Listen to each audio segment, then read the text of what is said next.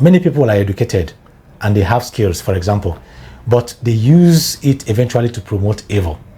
I've mentioned about professors who are rigging the election, destroying the integrity and the sanity of a nation with even their highest degree of education that they have.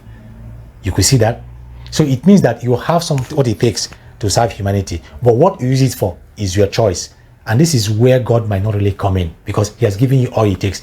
I will give you another example. For example, you have trained how to shoot gun. You are trained how to, so you are an expert sniper, right? And you are given a gun as an instrument. Now, you can decide to use that gun to serve humanity or destroy humanity. How? You can decide to use that gun to go and hunt for bushmeat for your community. You can also use it to protect your community from wild animals or from enemies. That is the essence of gun, and that is the essence of character. However, you can also use it to sniff life out of your neighbors, out of your own people. You can use it to intimidate your people. You can use it to kill your people because of your selfish ends or selfish ambitions. This is the negative service under darkness. But God has given you the gift. So what you're using it for depends on you. And this is what gifts and values is all about. So on that note, all Nigerians are created for good purpose for this country. But some were hijacked by the darkness for abuse. I see many of our unfortunate brothers and sisters who are used by the oligarchy. I see them as our lost potential resources that we can reclaim for good. We could still recover them for the good of nation building. Most of these political thugs and touts that you see are not necessarily evil. Permit me to say this, but they are just products and victims of the neglect and hate in our society. Victims that need help, hence making them vulnerable and available instruments for darkness. That's what they are, victims of our societal negligence. So it means that we can still win them back if we were deliberate in our actions towards them. So I see them like they really need help than more hate. Same thing applies to our military and security forces protecting these bad eggs. They are still our brothers and sisters.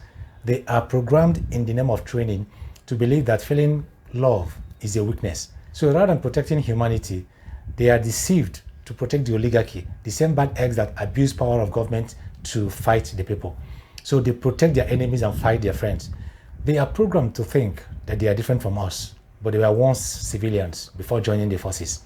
So that's the reality. But my advice is, rather than seeing these our brothers and sisters on the streets and those on uniform security agents as enemies, let's know that they need help. They need our love to get them back to their true purpose of life for humanity. This is one of the reasons I discourage Nigerian youths not to fall into the traps of setting our country ablaze in no matter any provocation. Our oppressors actually set us up on the streets to fight the thugs and the security agents, kill ourselves, while their families are safe in another man's land where they take our resources to develop. So let us say no to that setup and find ways of winning our brothers and sisters back home with more love than the oppressors can ever give them. The oppressors just pay the money to go and die for them. We shall give them love to live, and they will know that we love their families more than the oppressors that use them as gunpowders. So this is real politics of light and darkness, and we are winning this game, I assure you. We are winning this time. So think of what happens when our oppressors wake up one day and discover that their personal guards and their thugs and their security men were no longer responding to their evil orders. That is the end of the game, right? They will flee with the next jet flights. They will know that the game has come to an end. So how do they program this division inside us? That's another question we want to know. They program our thoughts through many seemingly uncommon and harmless media. And we consume these mind foods unknowingly and innocently. And we simply start acting whenever they trigger me and you. They're reminding us of our tribes, race, and religion. The dark political world, the dark political party, has auto-programmed humanity to think along their division lines subconsciously by default. Okay, say for example, what happened recently, my very funny experience, after the first video that I sent out, I published. So a friend of mine just called me that they saw my video in their group and he was so expressing his appreciation and they were so grateful for the value the video added to Nigerians in healing the atmosphere after the election. So after a while, and that was that. But after a while, like 3 minutes or so, he called back again and said, yeah, one more thing. There's something that was an argument, a heated up argument in their group where they posted my video. There's some folks there were arguing, and even though he knew me so well, but they were arguing that I was supporting Bat because Bat is from Yoruba, that that why would I wear Yoruba cap and stuff like that. And he was trying to argue that no, that he knew me so well that I wasn't Yoruba, that it was just on a general. And they said no, that this and that. That can't you see the cap? So do you know the meaning? I mean, isn't that funny? They were busy. You know, that is the auto-programming I told you, the way our minds are already programmed to start thinking along the divisive lines. So already seeing me, they're not too much concerned about the value of the message I was passing. They were more concerned about my personality. So they've already profiled me based on my clothing, that you are wearing Yoruba cap, then you must be a Yoruba. And I told my friend that the second video I sent, I was also putting on Hausa dress. You know, now you can send that to them again and ask them, who am I? You know, that kind of thing. So would you blame them? I still don't blame them. Okay. So it's commonly thing that you just see someone, you profile them by their dresses, their language, their everything. That is the first thing that gets into our mind. That's the default set. So how do these bad eggs, how do the political party of darkness, you know, put this thing in our minds and is running our mindset on its own, like autopiloting? You know how you read articles and messages that are innocently sensitized with divisive contents in the media, but most of them are deliberate, though some of them might not be deliberate. But even those that send out videos or those posts do not even know. You just follow the line because of the auto-programming. So you find messages like, for example, say, Afenifere vows to be the next president. Igbos cries marginalization in Ondo State. A Yoruba man votes for Atiku. Southwest will top proportion of voters in 2028. You see those kind of messages? They sound mild, innocent. Those sentimental and divisive elements go back into your head and strengthen the programming. You keep thinking Yoruba, Igbo, Southwest region, all those kind of things without even knowing. So once you see, the first thing you profile is just that. Okay? For example, you can also read something like that sounds so mild and so innocently, like CAN, that's Christian Association of Nigeria, vows to promote agriculture in Benue State. For example, if you read that, you'll just be wondering. It sounds like normal, but it's not normal. Why wouldn't they say, okay, good Nigerians, a group of good Nigerians decides to promote agriculture in Benue State? Why CAN? Why Muslim or why Islam vows to promote agriculture? Why using those terms? Those are the wickedness that they put in our heads. In fact, the worst of it all is, for example, during an election, you see INEC publishing voters distribution, you know, across the country, and they publish voters distribution based on regions, tribe, ethnicity. You know, Southwest, Southeast have this number of voters. This other person, this other region, you know, has registered this number of voters or has collected this number of, PVC, and everybody will start thinking towards division. They are doing this. Oh, they are doing this side. Okay, let's promote.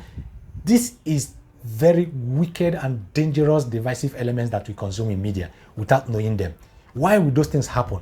Why would they publish? Why wouldn't they publish between youths? Because they use those publications to reset your mind the way they want you to think, and you'll think that way. So why would they publish youths and adults, for example? So let us know the kind of power the youths have.